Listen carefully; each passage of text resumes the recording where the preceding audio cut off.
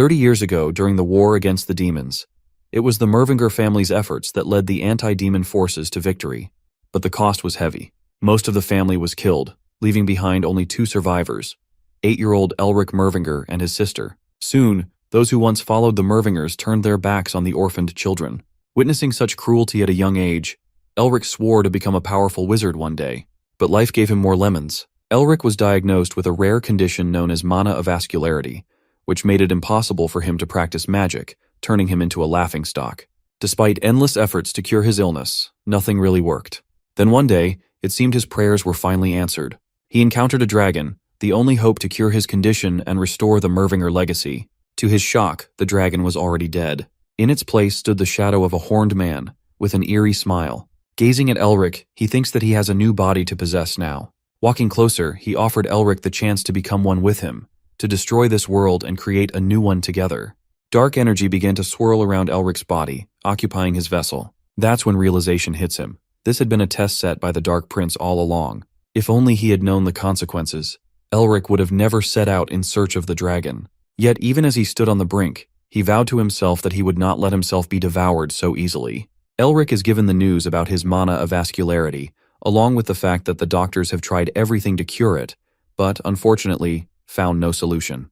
This means he won't be able to use magic for the rest of his life. Later, at Usdan Academy, he calls his sister, Heise, who seems worried about his condition and asks about what the doctors said. Even though Elric knows there's no cure, he assures her that he can take care of himself and will be fine soon. Still, Heise can't help but worry. Elric, sensing this, makes up an excuse and cuts the call. Anxiously, he wonders how he's going to tell her that he might have to come back home soon. After that, Elric makes his way to the results board to check the end-of-term results. It turns out Elric passes all the theory exams with flying colors.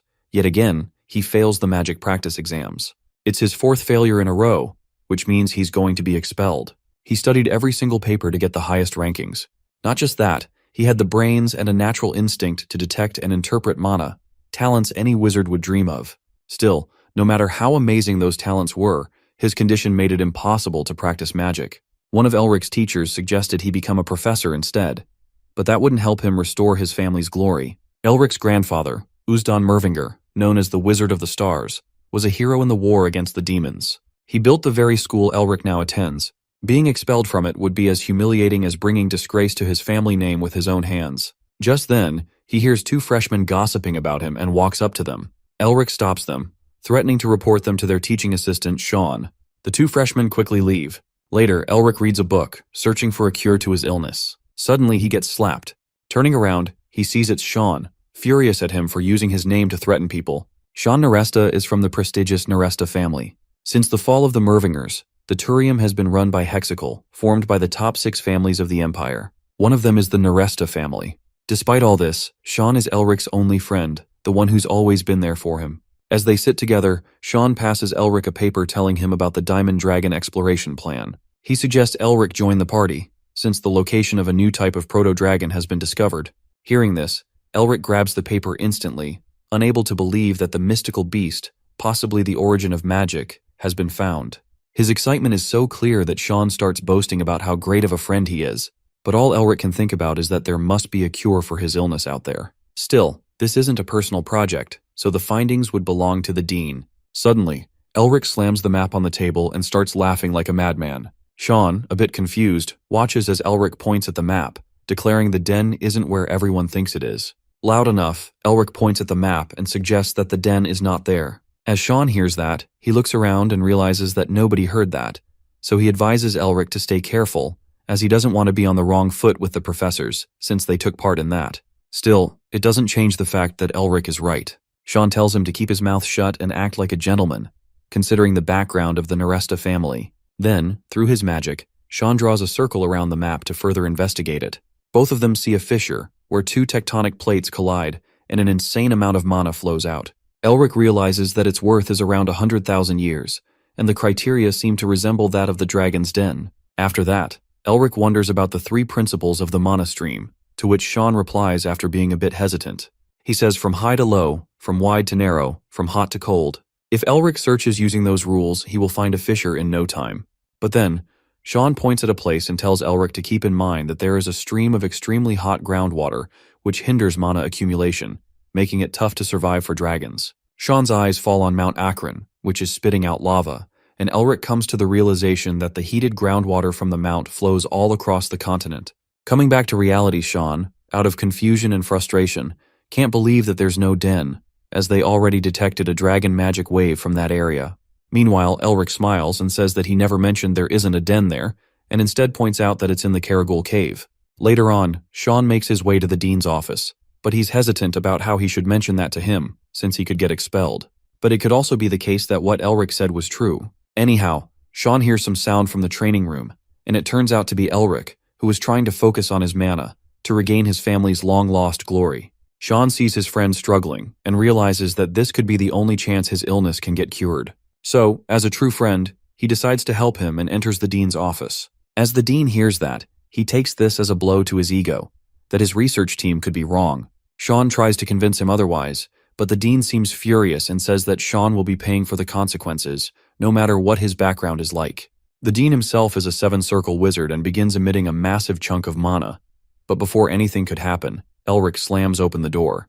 Elric bows down to the dean and apologizes for entering like that. The dean goes straight to the point and questions whether he convinced Sean to say that. Elric agrees, to which the dean says that he is grateful for his insight, but argues that it's all based on a gut feeling without any proof. Elric smiles and says that his opinion is based on common sense, so easy that even a kid could understand it. Meanwhile, Sean is crying silent tears, wondering why Elric is taunting the dean. On the other hand, the dean taunts back that Elric is nothing but a failing student who can't even concentrate mana. Still, Elric stays serious, to which the dean says that there are people who do get lucky, and then there are people who are worthless scum and don't know where they belong, pointing at Elric. But of course, being a professor, he can't ignore Elric's opinion entirely, so he suggests a wager. Elric asks for an elaboration on the idea, so the dean explains that he will grant Elric permission to recruit the exploration party, and even if he needs more money to buy anything, that budget will be given. But there is one condition. The condition being, if he fails, there is one thing that the dean wants from him, and that is his grandfather's one and only heirloom. Later, as the carriage rolls steadily, Sean loses his temper at Elric for agreeing to the dean's deal. Elric, however, seems completely unbothered, continuing to read his book with a detached calm. Frustrated, Sean snatches the book from his hands and shouts that if they fail to locate the den, he will lose his family's heirloom, an artifact passed down through generations. That heirloom is none other than the Grand Collar of Wizardry, a relic the dean has had eyes on for years. Strangely, Elric keeps smiling. That carefree smile only enrages Sean further, because he too will be dragged into ruin if Elric fails. Still angry, Sean demands to know what Elric plans to do next. Elric finally sits up and, to Sean's surprise, reveals that he didn't accept the dean's wager because he wants to stay in the academy. He then declares that if the dean wants the Mervinger family's treasure, then he'd better be prepared to give up his position as dean. A little anxious, Sean remembers other than being labeled the shame of the Mervinger family, Elric once earned another infamous title, the Mad Dog of the Mervinger family. Elric suddenly wears an eerie smile which makes Sean uneasy. 7 years ago, when they first entered the academy and Elric was only 15, most of the other students were already practicing their mana. Due to his condition, Elric lags behind, which leads to whispers and doubt.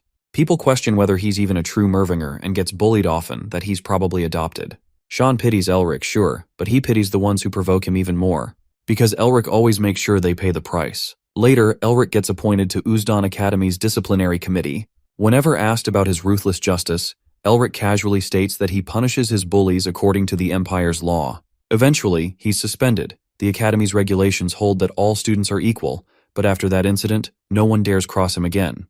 Snapping back to the present, Sean suddenly notices what Elric is reading. It's a banned book and Elric is reading it in plain sight. Sean gets furious and begins to yell, demanding to know what Elric's intentions are. Nervously, Elric admits that if he gets caught, he could very well be executed. But Sean insists. Why is he reading the Tiger King's body fortification? Elric replies innocently. He believes there might be a way to cure his condition in that book. After all, back in ancient times, the Tiger King led the Therianthropes and invaded the Empire. His body fortification made him nearly invincible. It took the Empire's full might to repel the Therianthropes and drive them beyond the borders. A wall was raised to keep them out, and the Tiger King lost the ability to use his fortification. Sean interrupts. Hadn't the scholars failed to restore it? But Elric calmly corrects him. The scholars, in fact, did succeed in restoring it. Now Elric's task is to find a way to apply that to his own body. Sean can hardly believe it, but in the end, he decides to trust Elric. Suddenly, the carriage comes to a stop. Alerted, both Sean and Elric step outside to see what's going on. In front of them stands Liburn and his group. Sean steps in front of Elric, ready to defend him, but Liburn gives up soon, stating that the Dean sent them to offer assistance. At first, Elric finds the gesture suspiciously kind. He doesn't need help, certainly not from the Dean. Sean leans toward him and whispers that some of Liburn's group are concealing their true strength, a move typical of the greedy Dean Veru. But Elric has come prepared. A little while earlier, back at the academy, Veru realizes something that makes his blood run cold. Elric has taken Gehenna's breath and the sky armor with him. Gehenna's breath is a devastating item, containing ever-burning sulfur capable of turning anything into ash. And sky armor, a legendary relic, offers powerful protection against both elemental magic and physical trauma. Varix loses his mind. The idea of handing over 2 4-star items to the mad dog of the Mervinger family is sheer madness. He can't let anyone find out. But a thought crosses his mind. What if Elric really does find the den? Varix mutters under his breath. Elric is a Mervinger after all. To cover his tracks, Veru quietly decides to fire several researchers. After all, how could a mere student discover something that trained scholars failed to see? He shakes off his anxiety with a sinister smile. Varix reassures himself that soon, thanks to Elric's foolish little bet, the Grand Collar of Wizardry will be in his possession. Once he obtains it, the position of minister will be within reach. The hunger for power burns clear in Veru's eyes. Elric may have won the bet, but that means nothing if he doesn't survive long enough to return. Elric deciphers the ancient text, and with that done, Sean traces the lingering mana in the air. Unleashing an overwhelming surge of his own mana, Sean pinpoints the exact location of the hidden den. At that moment, everyone realizes Elric had been right all along. Without wasting a second, Elric turns to the team and shouts that they need to move fast, before the beam of light marking the location vanishes. Hearing this, Sean wastes no time. He grabs Elric by the waist and bolts forward with blinding speed, leaving the rest of the group far behind. A while later, the others finally arrive at the marked location, only to be stunned by what they see, or rather, what they don't. There's nothing there. No cave, no den, just open space. Dragons rarely settle in such exposed areas, adding to their confusion. Liburn, seizing what he thinks is a golden opportunity to humiliate Elric, steps forward with a smirk. But before he can say a word, Elric asks Sean to blast a hole into the ground. Without hesitation, Sean unleashes a massive explosion, carving a deep pit beneath them. To everyone's surprise, a hidden den is revealed below. A dense wave of mana surges up from the depths, taking their breath away. Elric knows that it's just a release of mana, and tells everyone to calm down as they prepare to descend. He leads the way, and the rest begin to follow. The cave is freezing cold. Even with Sean using his magic to keep the group warm, the cold persists. As they go deeper, Elric suddenly raises a hand and orders them to stop. Something just gave him the chills, and not from the cold cave. Elsewhere, deeper within the cave, an eerie creature with a single glowing eye, bound in chains and hidden from sight, can't contain his excitement. It senses the newcomer's presence. Back at the front of the group, Sean and Elric approach a towering stone door, the true entrance to the dragon's den. The team is eager, but debates whether to open it by force or through magic. But Elric quickly halts them, warning that the door is protected by a dragon's enchantment. Touching it recklessly could trigger deadly consequences. Meanwhile, Liburn strays from the group and finds himself next to an ornate gold handle. Out of sheer curiosity, he touches it. Elric notices and screams at him to stop, but it's already too late.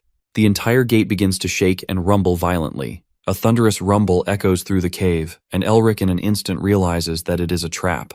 To protect the group from the danger of the den, Sean raises a powerful magic shield for protection.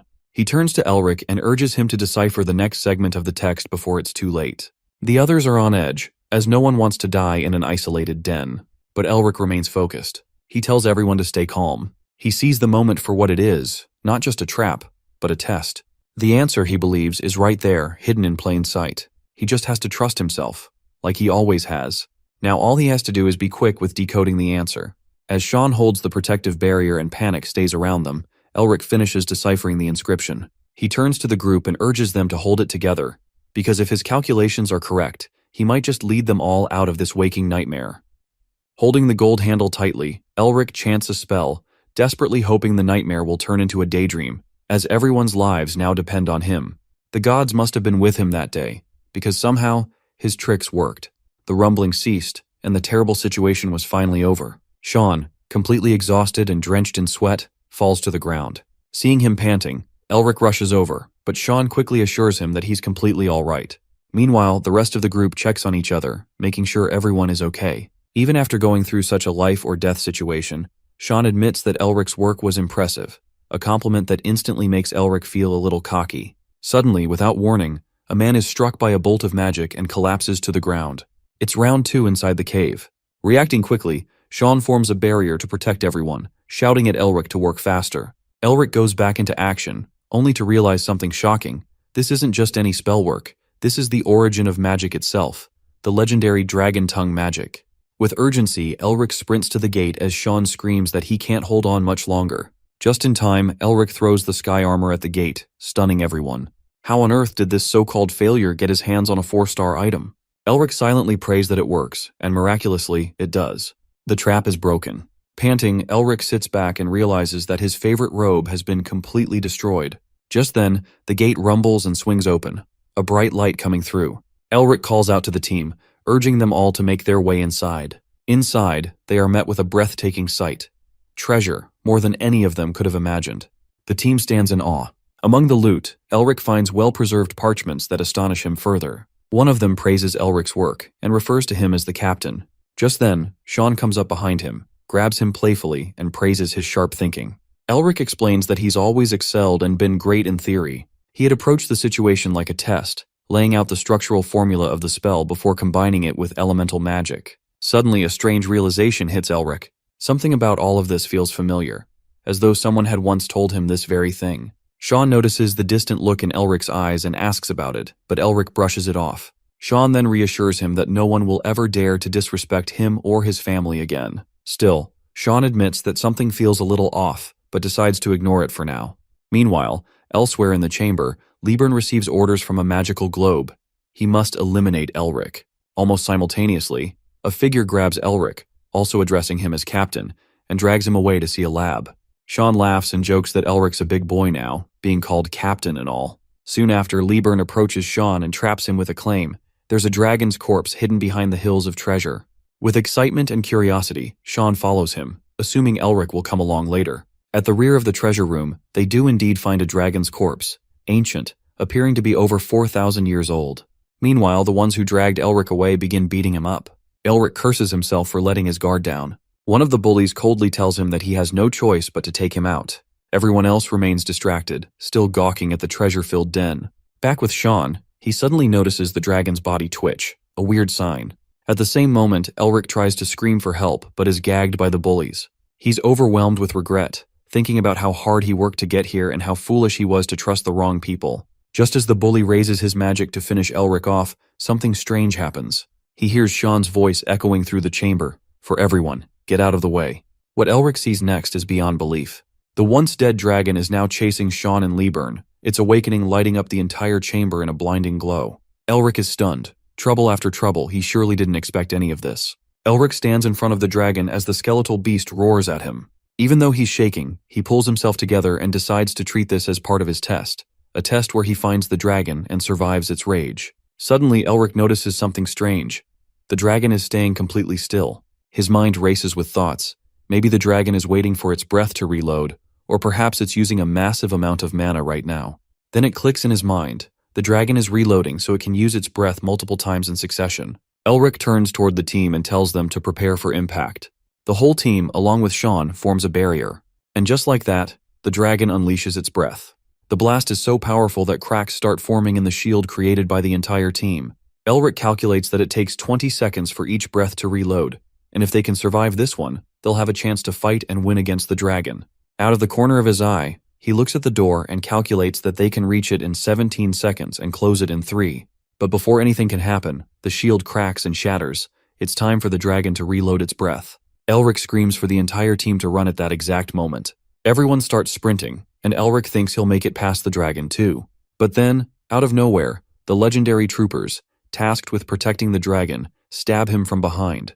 Sean sees this and yells at Elric to defend himself. Elric knows he's the only one who can handle it. Suddenly, a sharp pain shoots through his head, and everything starts to feel connected. His headache is so severe that he can't hear anything. A trooper comes in for a strike, but Elric dodges it swiftly. That's when he realizes this isn't a delusion. He knows exactly how the troopers will move and attack. He starts connecting the dots and realizes that following a trail of orbs will keep him safe, but he has to stay alert, because it could still be a trap. Taking the risk, he screams for everyone to follow him, and they rush behind Sean and Elric. As they're running, Elric and Sean dodge attacks and protect the team. They're almost at the gates. But then, Liburn, quite literally the headache painkillers were invented for, loses control and tumbles to the ground. He begs Elric to save him.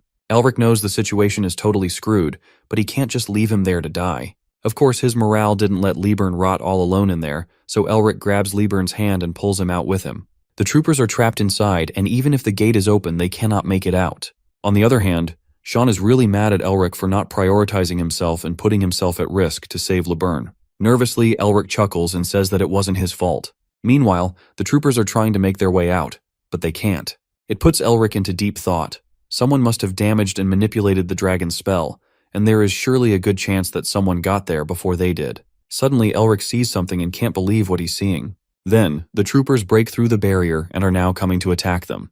Everyone tries running, but all the directions are blocked. Being Mr. Smarty Pants, Elric goes back inside as he knows what to do. Sean thinks Elric has gone crazy and tries to stop him, but Elric smiles and tells him he'll catch up in a while.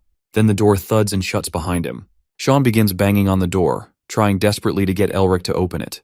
But it's no use, and Sean shakes at the thought of Elric being all alone inside. 7 years ago, after Elric's suspension period ended, Sean approached him to be friends, but Elric told him to go away, leaving Sean shocked.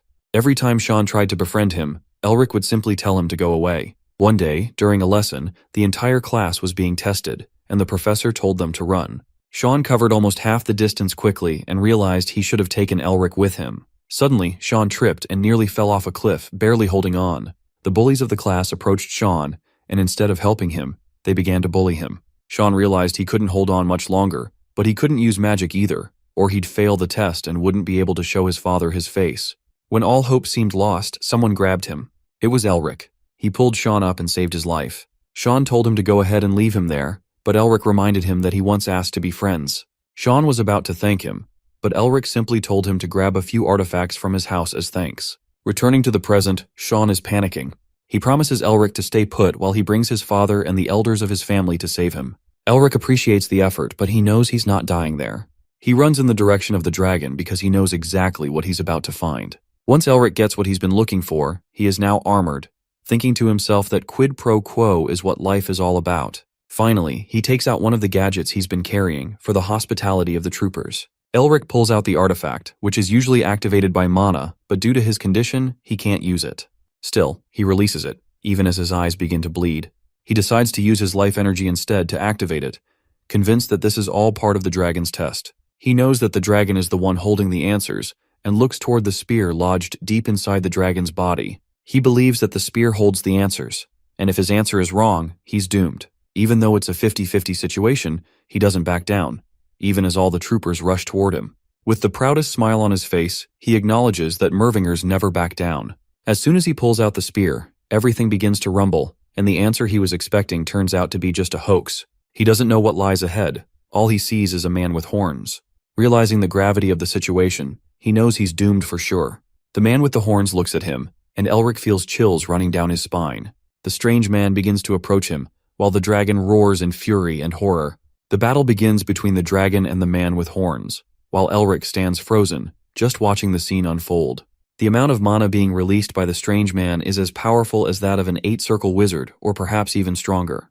It takes just one slash for the man with horns to end the life of the dragon right then and there. Elric can't believe his eyes.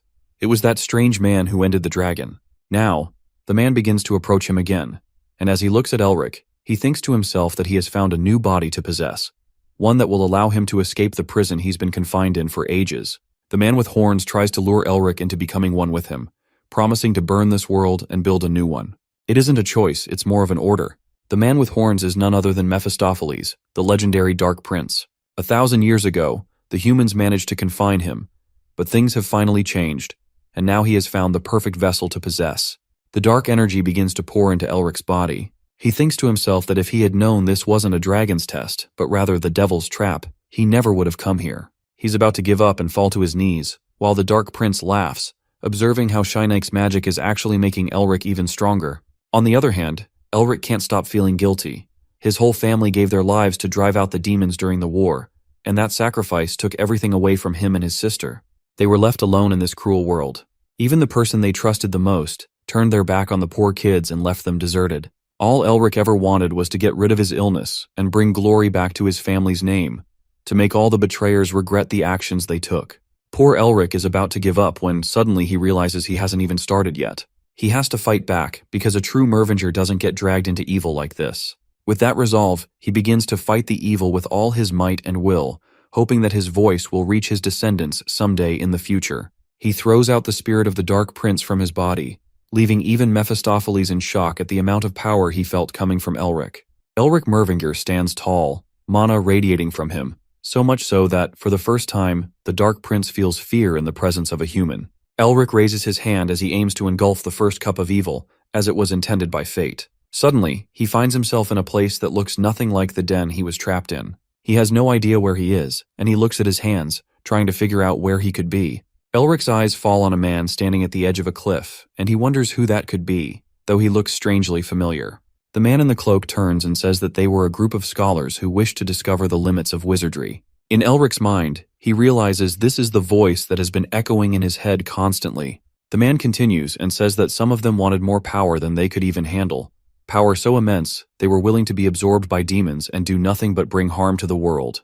When they realized what they were doing was wrong, they had to repent, so they created a family. The sole purpose of this family was to eradicate evil from the world. But they could never truly stop evil from spreading, because evil will never leave the world. Then, the man in the cloak moves his hands, and Elric screams for him to watch out. Suddenly, Elric opens his eyes in a hospital and sees Sean looking out the window, crying. Sean is pissed that of all the times, Elric had to wake up when he was crying and sobbing like a dramatic lady. Elric assures him that it's okay to cry. Sean tells him that he went back and returned with the rescue squad to save his dumb friend. Elric rubs his head and says that he is the head of a distinguished family, and calling him dumb is inappropriate. Sean calls him dumb again and tells him not to do anything stupid again. Then Sean tells him to stand up for a moment. When Elric does, he realizes that he's gotten taller. Sean tells him to look in the mirror. When Elric sees himself, he wonders what happened and when he changed so drastically. With concern, Sean asks what happened back in the den and what happened to the dragon. Playfully, Elric looks at him and says that he can't tell him at the moment. Sean feels offended. It sucks to have a best friend who keeps secrets. After that, Elric asks Sean about the den, and Sean tells him that his family is protecting it, keeping everyone out since it now belongs to the den's finder, Elric. It's the law. The one who discovers a dragon's den becomes its rightful owner. Sean sighs and proudly says that if only Elric knew what he had to go through to keep the Turium and the Academy away from the den. Elric smiles at Sean, knowing he went as far as he could to save him. Suddenly, Elric realizes that Dean Veru would be greedy enough to try and claim the excavation rights for himself. Strangely, he smiles, knowing that Veru once tried to kill him. Sean realizes that Elric is planning something bad. Elric asks him for a favor, but Sean pretends he can't hear him. Still, Elric says it anyway. He needs Sean to spread the word that he is injured and unconscious, and no matter what noise Sean made, he still ended up hearing him. Sean does what Elric tells him to do. Meanwhile, outside the hospital, it is announced that Elric is unconscious and no visitors are allowed. Everyone greedy for excavation rights tries to force their way inside, but the Neresta family manages to shut down the hospital, leaving everyone waiting. On the other hand, the spokesman of the Neresta family, Karl Duniz, steps into Elric's room but soon leaves. As he exits, Elric turns and says to someone, "When is he going to start talking and stop staring at him?" He calls that person Mephisto. It is none other than the Dark Prince himself, who takes serious offense at being called that. So, Elric suggests another name, but the Dark Prince doesn't like that either. Elric holds his chest as he realizes he knew all along that the dragon heart is the source of the absolute power of the proto-dragons. He wonders if that was the moment when the dragon heart entered him. But something feels different, because he remembers the Dark Prince tried to use his body as a vessel. So, he turns to the Dark Prince for answers. In the prehistoric age, when the rule was in the hands of the gods, there were 4 servants to the Dark Lord. Finis, the Prince of Demise, Insanium, the Prince of Insanity, Fornicaciones, the Prince of Fornication, and lastly, Peccatum Originale, the Prince of Original Sin, known as Mephistopheles. He was the greatest Dark Prince, who is now bothering Elric just to be called by the right name. Coming back to them, the Dark Prince is acting like an angry girlfriend, but Elric doesn't seem to care much. Elric wonders whether all demons are that stupid, or if the Dark Prince just has hearing issues. The Dark Prince gets angry that he waited for 1,000 years only to have his mana stolen by a human. The same Dark Prince who once had plans to have the entire world at his feet. but he did not know what destiny had in store for him. Shinek, the king of dragons, was the only one who got in the way of the Dark Prince and planned to keep him buried with him for eternity. Since then, the Dark Prince has done nothing but wait for a whole 1,000 years, until one lucky day, Elric came exploring the den. The very human he wanted to possess had also passed all the tests laid by him. He was inches away from getting what he wanted, but all his efforts went in vain, and all he has left now is just a glimpse of his dark powers. Quite literally, he can't understand what kind of magic Elric used that enabled him to absorb all his mana. Meanwhile, Elric just thinks that Mifi is a drama queen. That pisses off the Dark Prince, and he says that all the Mervingers are arrogant. As Elric lays down, he thinks about the monologue, hoping that their voices can reach their descendants someday in the foreseeable future. Suddenly, he thinks that the voice he has been hearing all along was his grandfather's. He remembers the very first thing the voice ever said to him, to engulf the first cup of evil, as was intended by fate, which could have meant absorbing the powers of a demon. He looks at the collar, shocked. This collar must be the tool that lets him consume the Dark Prince, and possibly many more demons. Elric glances at the Dark Prince with a side-eye and wonders if he could absorb other demons like that, which implies that there are second and third cups still to come his way. This realization excites him, and the next thing he does is take the Dark Prince into the mountains. But he needs to check something before he figures out how to use the collar, so he starts meditating. Through his focus, he can hear and see everything. After that, he ignites a huge fire, which leaves the Dark Prince in utter shock, wondering how a human could use the magic of dragons. That is something he wouldn't have even expected from a Mervinger. On the other hand, Elric feels relieved as his mana avascularity, the disease that held him back, is finally cured, and he is no longer the shame of the glorious Mervinger family. Now he knows that it is time to make all the traitors and those who belittled him once regret their choices.